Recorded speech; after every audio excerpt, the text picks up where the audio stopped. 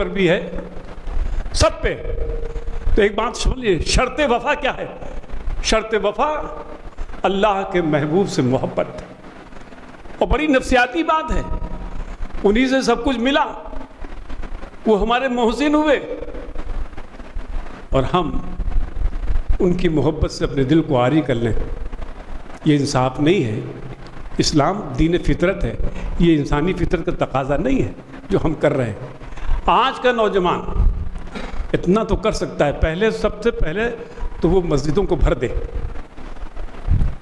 اور نہایت نرم زبانی کے ساتھ، خوش اخلاقی کے ساتھ وہ ساری جگہیں جو اسلام میں اختلاف پیدا کرتی ہوں، قرآن کی اس آیت کریمہ کی طاقت لے کر واعتصموا بحبل اللہ جمیعا ولا تفرقوا لے کر بڑھے۔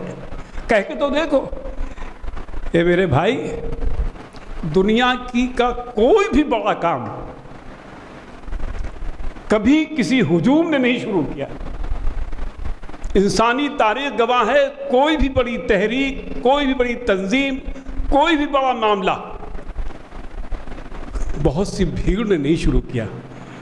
ایک شخص اٹھتا ہے، آواز دیتا ہے، اگر اس کی آواز میں سچائی ہے، صداقت ہے، خلوص ہے، تو وہ آواز بہت دور تک جاتی ہے۔ ایسے ہی آواز تو صحرائے عرب سے اٹھی، پوری دنیا میں چھا گئی۔ آپ جنگلوں میں گھس گئے، آپ نے سمندر کی پرواہ نہیں کی، آپ نے موت کی پرواہ نہیں کی، آپ کو وہ راز مل گیا تھا، مرنا چاہتے ہو تو زندگی کے پیچھے بھاگو، اور اگر ایسا نہیں ہے، جینا چاہتے ہو تو مرنے کا انداز سیکھنا ہوگا تمہیں۔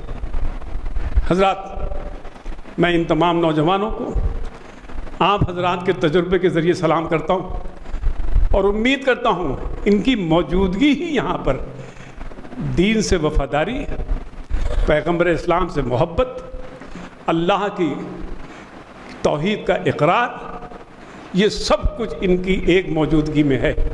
خدا کے لیے میں آپ حضرات صاحب کے ساتھ کے ذریعے سے میں اپنے علماء کرام کے خلاف کوئی بات نہیں بول سکتا، میرے پاس علم ہی نہیں ہے، میں کیا بول سکتا ہوں، لیکن علماء کرام سے یہ ضرور کہہ سکتا ہوں، خدا کے لیے نوجوانوں کے ذہن کو کرپٹ مت کیجیے، ورنہ آپ بھی مار دیے جائیں گے، اور آپ کی آنے والی نسلیں بھی مار دی جائیں گی۔ نہ جانے کتنی قومیں مار دی گئی، اور آپ نے ان کا ذکر پڑھ لیا۔ مولوی صاحب، کتنی مار چاہتے ہیں آپ؟ کتنی مار چاہتے ہیں آپ؟ تو بے حس ہو چکے ہیں۔ میں کرید رہا ہوں آپ کے زخم کو، اللہ ہم سب کو محفوظ کر کے رکھے۔ کریدنا چاہتا ہوں، آپ کہاں نہیں مارے جا رہے ہیں؟ جب اس قرآن کی آیت کا آپ نے ساتھ چھوڑ دیا تو عراق آپ کے ہاتھ سے نکل گیا، لیبیا آپ کے ہاتھ سے، جن کے پاس لیبیا ہے تو آپ تو ہیں نہیں وہاں، لیبیا آپ کے ہاتھ سے نکل، شام آپ کے خون سے سرخ ہو رہا ہے۔ اب آپ کہیں گے، کچھ لوگ کھڑے ہو جائیں گے، وہ کہاں اب ملک کے باہر کی بات کر رہے تھے، ارے حضور ملک میں واپس آ جائیے۔ آپ کے کانوں میں ان بچوں کی چیخیں ابھی تک نہیں پہنچی جنہیں زندہ آگ میں جلا دیا گیا، یا آپ اللہ محفوظ رکھے اس لمحے کا انتظار کر رہے ہیں جب آپ کے بچے کو زندہ آگ میں پھینکا جائے گا، تب آپ کو چیخیں سنائی پڑے گی۔ بوڑھوں کی ٹوٹتی ہوئی ہڈیوں کی آواز آپ کو نہیں سنائی پڑتی، عورتوں کی بے آبروئی آپ کو نہیں سنائی پڑتی۔ ان سب کا میں اللہ تبارک تعالیٰ میں پھر دعا کرتا ہوں، اللہ تعالیٰ میں محفوظ رکھے ان سب چیخوں کا، زندہ جلائے جانے والوں کا، ہڈیاں جن کی توڑ گئی ان کا، آپ کی مسجدیں شہید کر دی گئی، ان سب کا حل جو ہے واعتصموا بحبل اللہ جمیعا ولا تفرقوا۔ صدق اللہ العظیم، صدق رسول کریم۔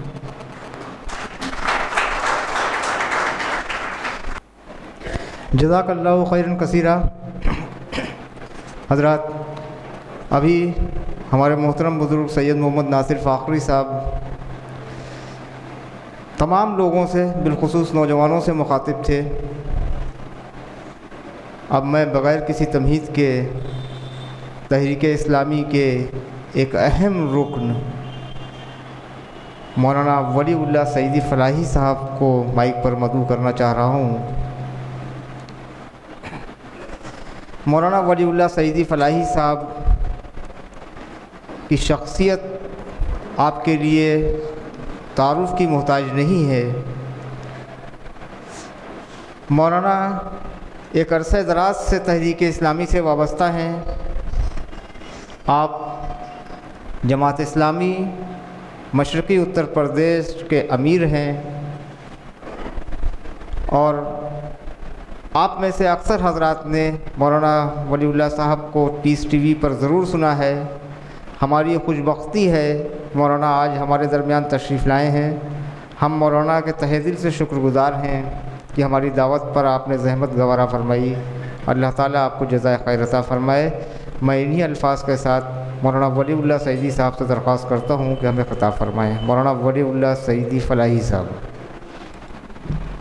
الحمدللہ رب العالمین والصلاة والسلام علی رسول الامین وعلی آلہ وصحبہ اجمعین الی یوم الدین. اما بعد اعوذ باللہ من الشیطان الرجیم. بسم اللہ الرحمن الرحیم.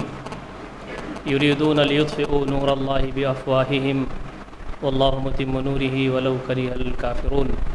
هو الذی ارسل رسولہ بالہدی ودین الحق لیظہرہ علی الدین کلہ ولو کرہ المشرکون. صدق اللہ العلی العظیم. محترم جناب ڈاکٹر محمود حسین رحمانی صاحب، قابل احترام جناب سید محمد ناصر فاخری صاحب، اور ڈائس پر موجود جناب خلیق احمد خان صاحب، قابل احترام بزرگوں، نوجوان بھائیوں اور عفت ماں اور بہنوں، السلام علیکم ورحمۃ اللہ وبرکاتہ. آج کا جو عنوان ہے وہ نوجوانوں کی ذمہ داریاں ہیں. نوجوانوں کی اہمیت قرآن مجید میں بھی بیان کی گئی ہے اور نبی اکرم صلی اللہ علیہ وسلم نے اپنی احادیث میں بھی مختلف مقامات پر بیان فرمایا. ایک نوجوان کا تذکرہ قرآن مجید میں اس پہلو سے ہے کہ جب کفر و شرک بڑھا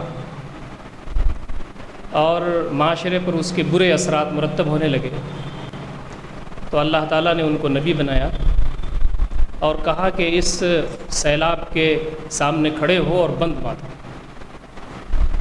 قرآن نے اس نوجوان کا تذکرہ کیا اور ان کا نام حضرت ابراہیم علیہ السلام. قرآن نے نوجوان کا تذکرہ اس انداز سے کیا ہے. قالوا سمعنا فتى يذكرهم يقال له ابراہیم.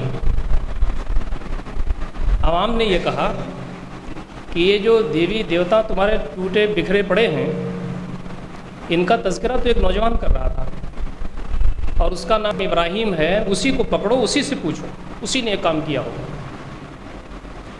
تو قرآن جہاں نوجوان کا تذکرہ کرتا ہے وہاں اس کا کام بھی بتاتا ہے کہ اس کی ذمہ داری کیا تھی اور کیا ہے. حضرت ابراہیم کا جہاں تذکرہ نوجوان کی حیثیت سے کرتا ہے وہیں پر بتاتا ہے کہ ان کا کام کیا تھا. پورا زمانہ ایک طرف چلا جا رہا تھا اور وہ حق و صداقت کی طرف تھے اور کتنی مصیبتیں انہوں نے اس میں جھیلیں اس کا اندازہ ہم کر سکتے ہیں. سورہ کہف کے معنی غار کے ہوتے ہیں. اس سورہ کا نام خود غار اس لیے پڑا کہ اس میں کچھ نوجوانوں کا تذکرہ ہے جن کو اللہ رب العزت نے ظلم اور کفر اور شرک اور اللہ تعالیٰ کی نافرمانی کے سامنے ڈٹ جانے کے مقابلے میں جب باطل اور خود ظالم فرمان جو ان کے در پہ آزار ہو گئے تو اللہ تعالیٰ نے ایک غار میں ان کو پناہ دی.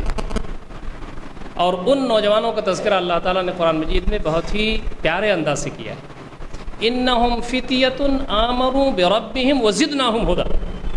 وہ چند مٹھی بھر نوجوان تھے جو اپنے رب پر ایمان لائے تھے اور ہم نے مزید ان کو ہدایت سے نوازا تھا. اب اس کی تفصیل سورہ کہف میں بڑی تفصیل کے ساتھ ہے، لیکن یہاں بھی جن نوجوانوں کا تذکرہ اللہ رب العزت نے کیا ہے ان کا کام بھی بتایا ہے کہ نوجوان اور ان کی جوانیاں کس کام میں لگنی چاہیے. اور یہ لوگ امر ہو گئے جب تک یہ زمین قائم ہے، آسمان قائم ہے اور اس زمین پر اللہ تعالیٰ کا سورج طلوع ہوتا رہے گا، یہ سنہری آیات نوجوانوں کی رہنمائیاں کرتی رہی. قرآن مجید میں اور بھی ضمناً نوجوانوں کا تذکرہ ہے، لیکن صریح الفاظ میں یہ دو جگہوں پر ہمیں ملتا ہے جس میں یہ بتایا گیا ہے کہ نوجوان کیا ہوتے ہیں اور ان کی ذمہ داریاں صحیح کیا ہیں اور ان کا کام اس دنیا میں کیا ہے. نبی اکرم صلی اللہ علیہ وسلم نے نوجوانوں کے بارے میں ایک بڑی حدیث میں یہ ارشاد فرمایا کہ اللہ تعالیٰ جب میدان حشر میں میزان پر ہوگا اس وقت خوں کا عالم ہوگا، لوگ پسینوں میں شرابور ہوں گے اپنے گناہوں کے بقدر، بعض روایتوں میں آتا ہے کوئی ٹخنوں کے برابر، کوئی گھٹنوں کے برابر، کوئی کمر کے برابر ہوگا، خوں کا عالم ہوگا، لیکن اللہ تعالیٰ کا جو عرش ہوگا اس عرش کے سائے میں کچھ طرح کے لوگ ہوں گے، کچھ کیٹیگریز ہوں گے، وہ 7 طرح کے لوگ ہوں گے۔ اس سلسلے میں یہ فرمایا گیا ہے کہ سبعۃ یذلھم اللہ یوم لا ظل الا ظلہ منہم شاب نشا فی عبادۃ اللہ۔ اللہ تعالیٰ کے عرش کے سائے میں کچھ لوگ جگہ پائیں گے، ان میں وہ نوجوان بھی ہوگا جس نے اپنے جوانی اللہ تعالیٰ کی عبادت، اس کی بندگی اور اس کے بتائے ہوئے احکامات کی فرمانبرداری میں گزاری۔ یہ جوانی دی ہوئی اللہ تعالیٰ کی ہے، اور اسے لگنا کہاں چاہیے؟ بہت صریح اور سیدھی سادھی تعلیمات کتاب و سنت میں موجود ہے۔ پوری زندگی اللہ تعالیٰ کی دی ہوئی، لیکن اس پوری زندگی میں انسان کے پاس سب سے جو زیادہ قیمتی لمحہ ہے اور وقت ہے وہ جوانی ہے، کریم پیریڈ آف ہیومن لائف، انسان کی زندگی کا ذرنی دور۔ اللہ تعالیٰ خوش ہوتا ہے ان نوجوانوں سے اور ان جوانوں سے جو اللہ تعالیٰ کی بندگی، اس کی اطاعت، اس کی فرمانبرداری، اس کے دین کو سیکھنے، پھیلانے، اور اللہ تعالیٰ کی زمین پر جہاں کفر ہے اور شرک ہے وہاں اللہ تعالیٰ کے نظام کو غالب کرنے کے لیے کام کرتے ہیں۔ تو یہ رتبہ بلند ہے جو اللہ رب العزت نے نوجوانوں اور جوانوں کو دیا ہے۔ نبی مکرم صلی اللہ علیہ وسلم اللہ رب العزت کے آخری پیغمبر ہیں، آپ کے بعد کوئی نبی آنے والا نہیں، آپ سے بہتر نہ کوئی پیدا ہوا، نہ ہے نہ قیامت تک ہوگا، یہ ہمارا ایمان ہے۔ آپ صلی اللہ علیہ وسلم کے ذریعے جو زندگی گزارنے کا نظام ہم کو ملا وہ نظام سارے مسائل کا حل ہے، پہلے بھی تھا، اب بھی ہے، رہتی دنیا تک رہے گا۔ ہماری ذمہ داری یہ بنتی ہے کہ ہم اس نظام کو دنیا کے سامنے وقتاً فوقتاً جیسے بھی معاملات پیش آئیں قابل حل بنا کر کے پیش کریں، یہ ہماری ذمہ داری بنتی ہے۔ یہ اس میں سب سے بڑا رول اور کردار اگر کسی کا ہو سکتا ہے تو وہ نوجوانوں اور جوانوں کا ہو سکتا ہے۔ ہمارے پاس آئیڈیل کون ہے؟ نبی اکرم صلی اللہ علیہ وسلم۔ آپ کے بعد اب ہمیں کسی رہبر کی تمنا بھی نہیں ہے، اور آپ صلی اللہ علیہ وسلم کے بعد وہ آئیڈیل جماعت کون سی ہے؟ صحابہ کرام رضوان اللہ تعالی علیہم اجمعین کی جماعت ہے۔ یہ جو نمونہ اللہ رب العزت نے نبی اکرم صلی اللہ علیہ وسلم کے ذریعے اور صحابہ کے ذریعے ہم تک دیا ہے، جو رہتی دنیا تک رہے گا، یہ ماڈل بنایا کس نے؟ تقریباً سارے لوگ جوان تھے یا نوجوان تھے۔ نبی اکرم صلی اللہ علیہ وسلم کے بارے میں آتا ہے کہ آپ سے چند صحابہ ہی عمر میں بڑے تھے، اور اکثر صحابہ آپ سے عمر میں چھوٹے تھے۔ آپ صلی اللہ علیہ وسلم کو جو نبوت ملی تو آپ کی عمر 40 سال کی تھی۔ حضرت ابو بکر چھوٹے تھے، حضرت عمر چھوٹے تھے، عثمان و علی چھوٹے تھے، حضرت ابو عبیدہ بن جراح چھوٹے تھے، مصعب بن عمیر چھوٹے تھے، معاذ بن جبل چھوٹے تھے، یہ سارے لوگ چھوٹے تھے۔ اور نبی اکرم صلی اللہ علیہ وسلم نے بہت پیاری حدیث فرمائی ہے، آپ نے فرمایا نصرت بالشباب، میری مدد اللہ تعالیٰ کی طرف سے کی گئی ہے نوجوانوں اور جوانوں کے ذریعے۔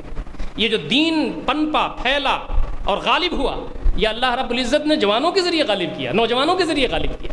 اور آپ صلی اللہ علیہ وسلم پر ایمان لانے والے وہ لوگ جو سپہ سالار ہوئے، جو سفرا ہوئے، جنہوں نے زمامی اقتدار سنبھالا مختلف مقامات پر آپ صلی اللہ علیہ وسلم کے خود پیریڈ میں، ان میں ایمان لانے والے حضرت علی 7 سال کے سب سے کم عمر کے، بعض روایت میں 10 سال کے، سب کی عمریں 20، 25، 28، 30 تک تھیں۔ یہ نبی اکرم صلی اللہ علیہ وسلم نے ایک ایسا سرمایہ اکٹھا کیا تھا اور ان کی تربیت فرمائی تھی کہ وہ پورے جزیرۃ العرب سے غالب ہو گئے۔ دوستوں اور ساتھیوں، میں بہت اختصار کے ساتھ چند لوگوں کی مثالیں آپ کے سامنے پیش کرتا ہوں تاکہ دین میں جو اہمیت ہے نوجوانوں اور جوانوں کی وہ تھوڑی سی واضح ہو جائے، تو پھر ہم ذمہ داریوں کی طرف انشاءاللہ چلیں گے۔ آپ دیکھیں، حضرت ابوبکر کی عمر اسلام قبول کرتے وقت 37 سال کی تھی، حضرت عمر کی عمر صرف 27 سال تھی، حضرت عثمان کی عمر 34 سال کی تھی، اور حضرت علی رضی اللہ تعالیٰ عنہ کی عمر 7 یا روایت ثانیہ کے مطابق 10 سال کی تھی، اور جب ہجرت آپ نے کیا ہے تو صرف 20 سال کے تھے رضوان اللہ تعالیٰ علیہم اجمعین۔ یہ وہ مینار نور ہیں اسلام کی تاریخ میں جن کی طرف احترام کے ساتھ ہماری نظریں اٹھتی رہیں گی۔ مصعب بن عمیر رضی اللہ تعالیٰ عنہ کے بارے میں آپ جانتے ہیں کہ یہ نوجوان ایسا تھا کہ جب ایک مرتبہ کپڑا پہنتا تھا تو پھر اس کو پھینک دیتا تھا، یمن سے کپڑا بن کر کے آتا تھا ان کے لیے، بڑی اچھی فیملی کے تھے یہ۔ کپڑا یوں تو آدمی سلاتا ہے یا منگواتا ہے پھر دھل کر کے پھر پہن لیتا ہے، لیکن حضرت مصعب بن عمیر پہنتے نہیں تھے دوبارہ اس کو۔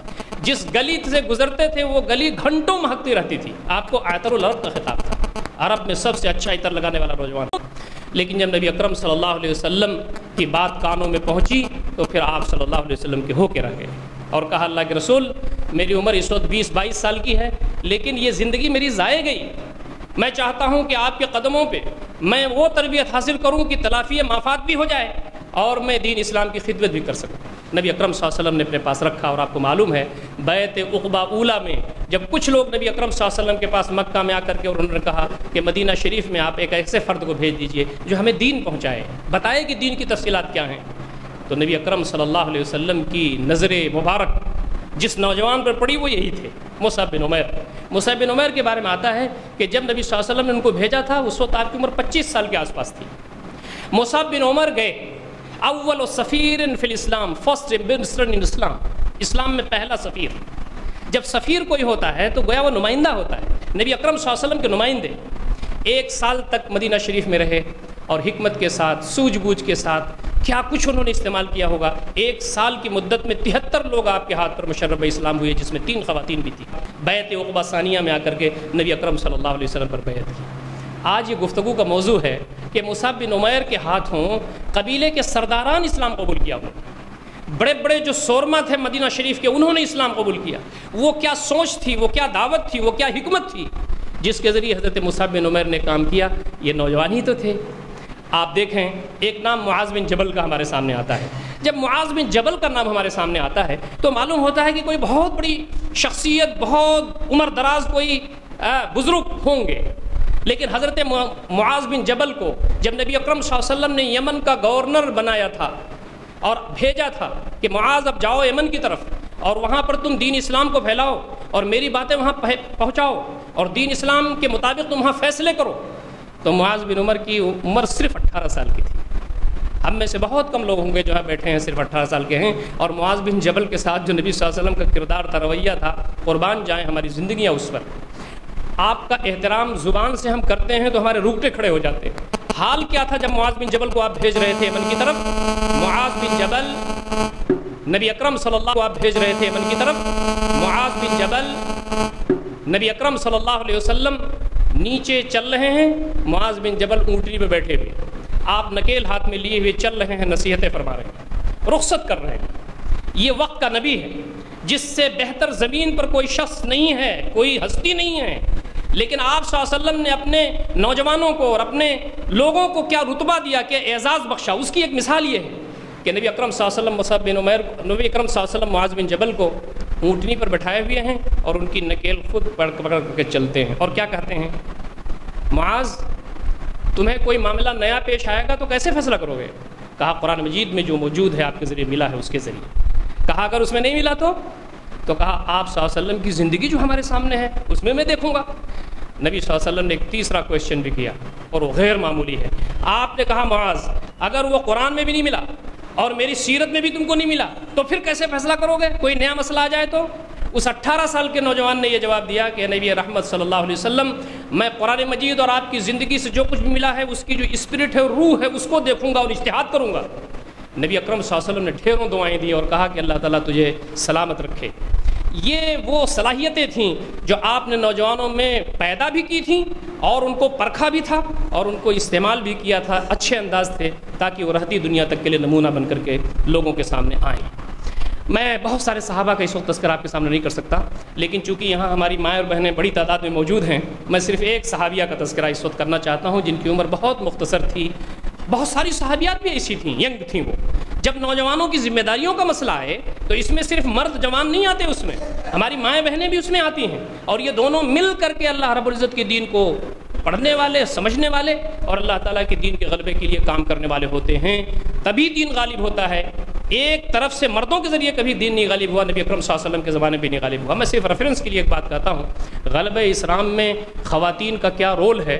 میری 55 منٹ کی ایک تقریر پیس ٹی وی پر ہے جو ریلے ہو رہی ہے بار بار. میں نے اس میں پوری تفصیل کے ساتھ یہ بیان کیا ہے کہ ایمان لانے سے لے کر حضرت خدیجہ سے لے کر کے اور حضرت سمیہ سے ہوتے ہوئے اور ام سلمہ سے گزرتے ہوئے ہجرت میں اور آگے نصیبہ بنت کعب انصاریہ سے اور حفصہ سے اور حضرت عائشہ سے گزرتے ہوئے پھر آخر میں آپ دیکھیں کہ نبی اکرم صلی اللہ علیہ وسلم کا جب انتقال پرملال ہوتا ہے اس وقت آپ کے ساتھ ساتھ ساری خواتین بھی اسی جوش و خروش کے ساتھ دین اسلام کے غلبے میں شریک ہیں جیسے